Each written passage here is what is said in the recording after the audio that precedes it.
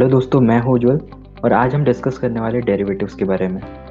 दोस्तों, डेरिवेटिव्स एक कॉन्ट्रैक्ट होता है एक बायर और सेलर के बीच में एक पर्टिकुलर एसेट को लेके, जिसकी वो प्राइस पहले से डिसाइड करते हैं कि पर्टिकुलर पीरियड के टाइम के बाद वो एसेट को बेचेंगे, उसका ट्रांजैक्शन होएगा और जो ट्रांजैक्शन होएगा वो पहले से जो प्राइस डिसाइड करी है उस पे होएगा। फॉर एग्जाम्पल दोस्तों, एक फार्मर है जो डिसाइड करता है वीट उगाने का, बट उसको ऐसा डर है कि आगे चल के वो वीट की प्राइस, जब तक उसका वीट मार्केट में आएगा उसकी प्राइस कम हो जाएगी।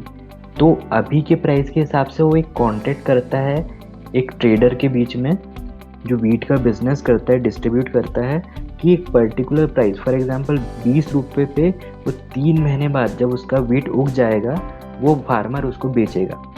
तो यहाँ पे दोनों लायबल है, फार्मर भी और वो ट्रेडर भी, 20 रुपये में वो वीट को खरीदने या बेचने के लिए। दोस्तों, अब मान लो 3 महीने बाद वीट तैयार हो गया। अब वो जो ट्रेडर है उसको वो वीट जो पहले से उन्हें कॉन्ट्रैक्ट पे डिसाइड कर रहा था प्राइस पे, उसको उतने रुपए पे ही उसे लेना पड़ेगा। तो दोस्तों, ये एक एग्जांपल हो गया फॉरवर्ड कॉन्ट्रैक्ट का। दोस्तों, एक और एग्जांपल लेते हैं। एक गोल्ड का मैन्युफैक्चरर है और एक ट्रेडर है।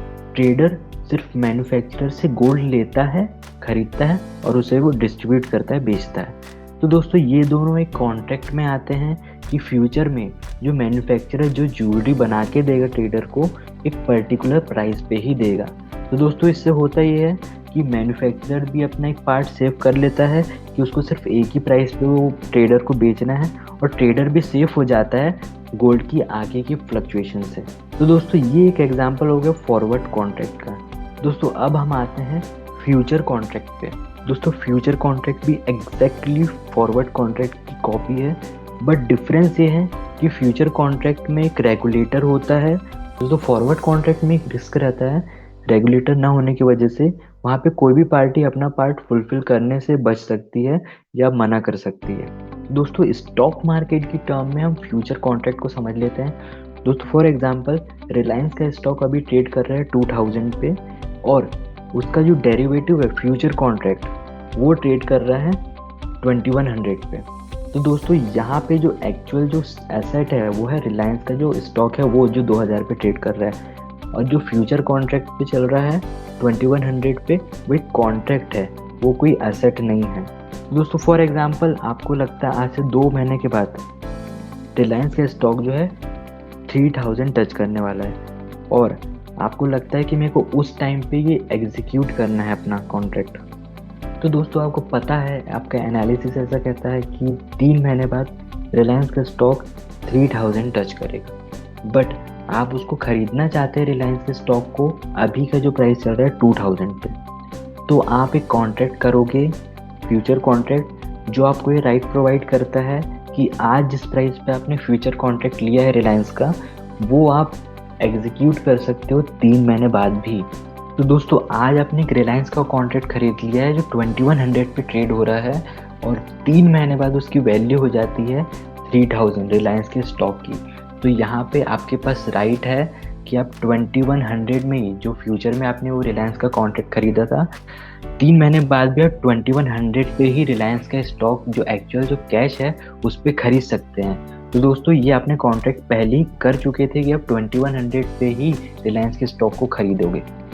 दोस्तों, फ्यूचर्स में ऐसा होता है कि एक पर्टिकुलर टाइम पीरियड के बाद में आपने जो फ्यूचर कॉन्ट्रैक्ट में एंट्री ली है, आपको उसको फुलफिल करना ही पड़ेगा, चाहे आपको उसमें लॉस हो रहा हो, चाहे आपको उसमें प्रॉफिट हो रहा हो।